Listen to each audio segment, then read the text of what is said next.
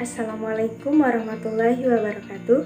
Perkenalkan, nama saya Kinanti Dwi Anggraini dari Pendidikan Biologi Fakultas Keguruan dan Ilmu Pendidikan kelas Indralaya. Di sini saya akan menjelaskan jawaban-jawaban dari ujian akhir semester mata kuliah Pendidikan Kewarganegaraan semester 1. Soal nomor 1, jelaskan bagaimana karakteristik warga negara Indonesia yang baik dan bagaimana implementasi dalam kehidupan sehari-hari yang saya lakukan sebagai warga negara yang baik. Warga negara adalah anggota dari sekelompok manusia yang hidup dan tinggal di suatu wilayah hukum tertentu. Warga negara harus tunduk dan taat pada peraturan yang berlaku di negaranya dengan melaksanakan aturan dengan baik dan bertanggung jawab. Karakteristik warga negara Indonesia yang baik adalah yang pertama, menjadi warga negara yang cerdas. Warga negara yang cerdas merupakan warga negara yang mampu memberdayakan segala potensi yang dimilikinya, serta diaktualisasikan dalam kehidupan nyata. Menurut Richey, ada 6 ciri warga negara yang cerdas. Yang pertama, menjaga dan membina ketertiban. Yang kedua, mampu memperoleh dan menggunakan informasi. Yang ketiga, mampu menjalin kerjasama. Yang keempat, mampu berkomunikasi. Yang kelima, mampu membuat keputusan. Dan yang terakhir, mampu melakukan berbagai kepentingan secara kerjasama. Yang kedua, warga negara yang memiliki komitmen. Kita sebagai bangsa Indonesia sangat penting memegang teguh 5 komitmen kebangsaan yang telah menjadi modal dasar yang kuat dari para pendidik bangsa dalam membangun Indonesia. Sebagaimana kelima komitmen itu adalah: yang pertama, Pancasila sebagai dasar falsafah dan kepribadian bangsa. Yang kedua, Undang-Undang Dasar 1945 sebagai sumber hukum dan moralitas bangsa. Yang ketiga, Bhinneka Tunggal Ika sebagai lambang persatuan bangsa. Yang keempat, bendera merah putih sebagai lambang kebanggaan bangsa. Yang kelima, NKRI sebagai lambang kedaulatan bangsa Indonesia. Dan yang terakhir, menjadi warga negara yang diharapkan melalui PKN, Pendidikan Kewarganegaraan. Tujuan pendidikan kewarganegaraan adalah mencerdaskan kehidupan bangsa yang mengembangkan manusia Indonesia seutuhnya. Dan secara khusus, tujuan pendidikan kewarganegaraan yaitu membina moral yang diharapkan dapat mewujudkan dalam kehidupan sehari-hari, yaitu perilaku yang memancarkan iman dan takwa terhadap Tuhan Yang Maha Esa dalam masyarakat.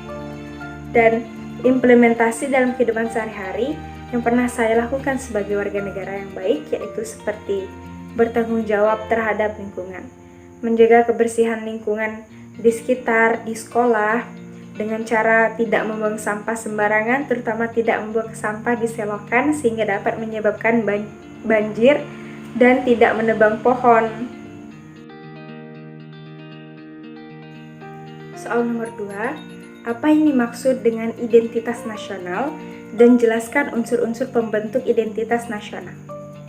Identitas nasional adalah suatu kumpulan nilai budaya yang tumbuh dan berkembang pada macam-macam aspek kehidupan, baik dari ratusan suku atau budaya yang ada di himpunan menjadi satu kesatuan seperti Indonesia, di mana identitas nasional Indonesia sendiri mengacu pada Pancasila dan Bhinneka Tunggal Ika. Unsur-unsur identitas nasional ada 4. Yang pertama, ada agama. Yang kedua, suku bangsa. Yang ketiga, kebudayaan. Dan yang keempat, bahasa. Yang pertama, agama. Dasar negara Indonesia yaitu Pancasila. Dan pada sila pertama itu menyebutkan ketuhanan yang Maha Esa. Hal ini menggambarkan bahwa Indonesia merupakan negara yang menjunjung tinggi nilai keagamaan dan ketuhanan. Indonesia sendiri dikenal sebagai masyarakat yang agamis. Artinya, setiap penduduk di Indonesia memiliki agama mereka masing-masing. Dan hal tersebut wajib hukumnya. Agama yang berkembang di Indonesia sendiri adalah Islam, Katolik, Kristen, Hindu, Buddha, dan Konghucu. Yang kedua ada suku bangsa.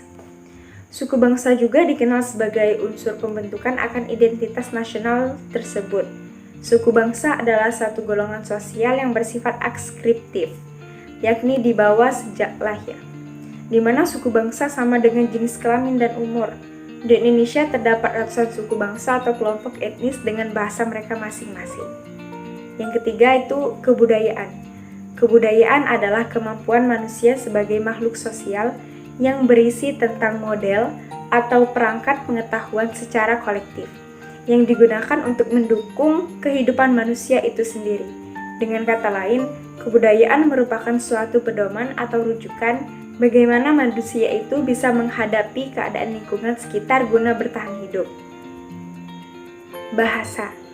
Unsur pembentuk identitas nasional adalah bahasa. Bahasa merupakan simbol atau lambang secara arbitrer atau verbal. Pembentuk bahasa dilakukan berdasarkan unsur-unsur bunyi, ucapan manusia. Bahasa digunakan sebagai sarana komunikasi antara manusia yang satu dengan yang lainnya. Sudah dijelaskan bahwa di Indonesia sendiri memiliki setidaknya ratusan suku, bangsa, dan setiap suku minimal memiliki satu bahasa yang berbeda. Salah satu contoh bahasa yang sering digunakan adalah Jawa, Sunda, Minang, dan Batak. Soal nomor 3. Bagaimana cara mempertahankan NKRI dari disintegrasi bangsa? Sebelum itu, disintegrasi bangsa merupakan usaha untuk memecah belah suatu bangsa. Adapun cara-cara untuk mempertahankan NKRI dari disintegrasi antara lain, yang pertama, memberikan kebebasan beragama kepada orang lain. Yang kedua, bertindak adil kepada sesama. Yang ketiga, tidak berperilaku rasis. Yang keempat, menumbuhkan sikap tenggang rasa. Yang kelima, ikut aktif serta dalam kegiatan masyarakat. Yang keenam, bersikap penuh empati, tenggang rasa, dan toleran terhadap antar sesama manusia. Yang ketujuh, menjalankan kewajiban dan amanah di lingkungan manapun dengan sebaik mungkin. Yang kedelapan, tidak bertindak semena-mena atas dasar kuasa yang dimiliki. Yang kesembilan, tidak menciptakan kelompok-kelompok tertentu yang dapat mengancam integritas bangsa. Soal nomor 4. Secara umum dikenal 3 macam sistem pemerintahan, yaitu presidensial, parlementer, dan semi-parlementer. Jelaskan maksudnya, dan Indonesia menganut sistem apa, dan apa alasannya Indonesia menganut sistem tersebut. Yang pertama, sistem presidensial. Sistem presidensial adalah suatu sistem pemerintahan yang dimana badan eksekutif dan badan legislatif mempunyai kedudukan yang independen. Di dalam pemerintahan presidensial, di mana seorang presiden dan wakil presiden dipilih secara langsung oleh rakyat, dan masa kerja dan dengan jangka waktu yang telah ditentukan oleh konstitusi. Tentunya dalam sistem pemerintahan ini, pemerintahan dikepalai oleh seorang presiden sekaligus sebagai kepala negara. Sistem pemerintahan presidensial menganut aturan para menteri merupakan pembantu presiden yang diangkat oleh presiden dan bertanggung jawab juga kepada presiden. Yang kedua, sistem parlementer. Sistem parlementer adalah sistem di mana parlemen memiliki peran yang penting. Parlemen berwenang dalam mengangkat perdana menteri maupun menjatuhkan pemerintahan berdasarkan mosi tidak percaya. Sistem parlemen dapat memiliki seorang presiden dan seorang perdana menteri yang berwenang terhadap jalannya pemerintahan. Dalam sistem parlementer, presiden hanya menjadi simbol kepala negara saja.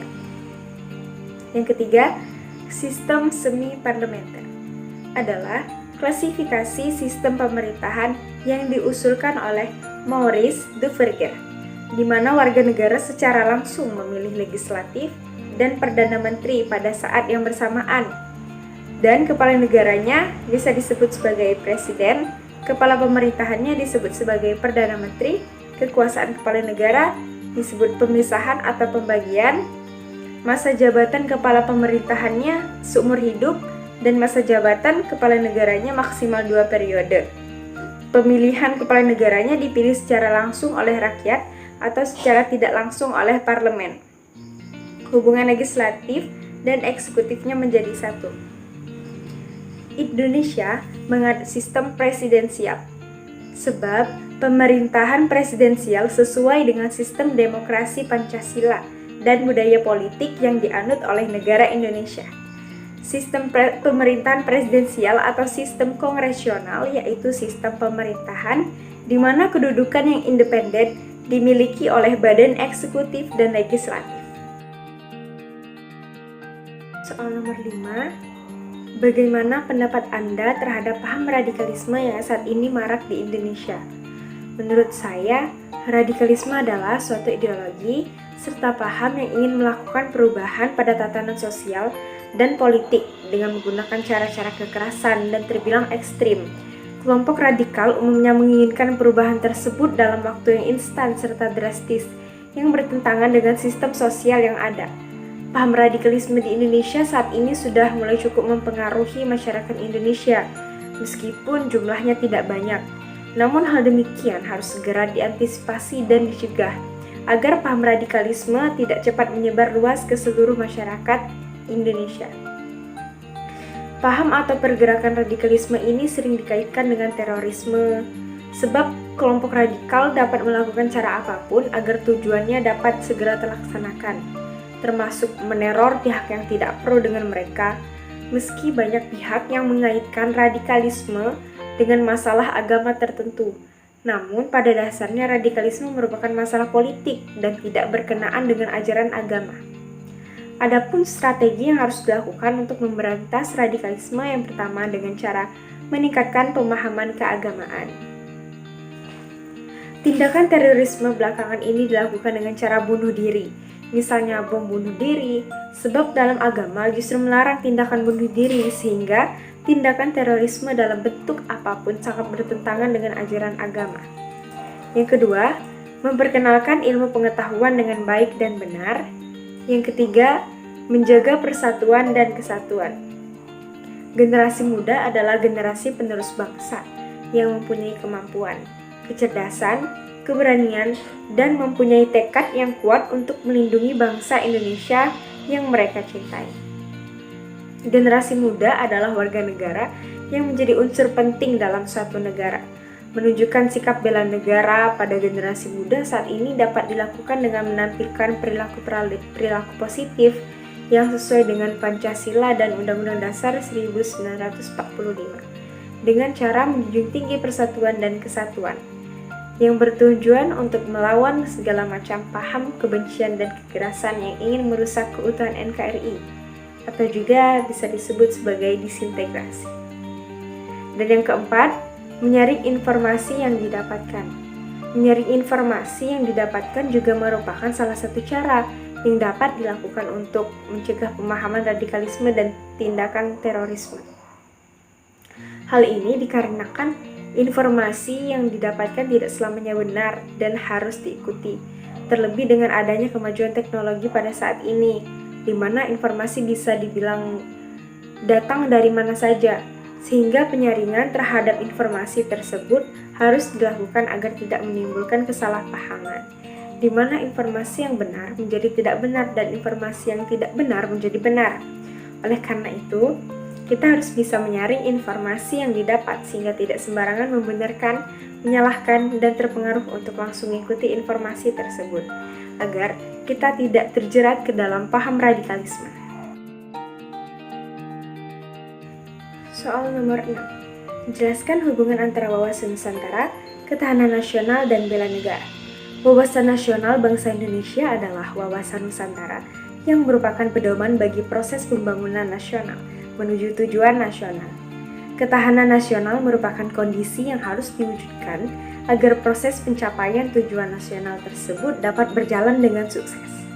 Oleh karena itu, diperlukan suatu konsepsi ketahanan nasional yang sesuai dengan karakteristik bangsa Indonesia. Dengan adanya wawasan Nusantara, kita harus dapat memiliki sikap dan perilaku yang sesuai kejuangan, cinta tanah air, serta rela berkorban bagi nusa dan bangsa.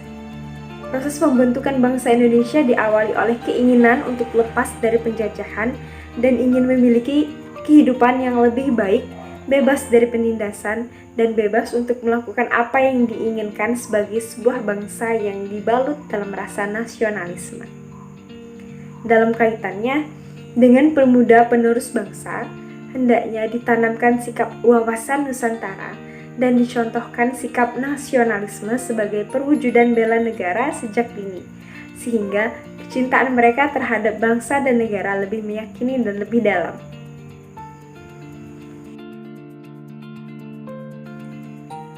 Mungkin itu saja yang dapat saya sampaikan.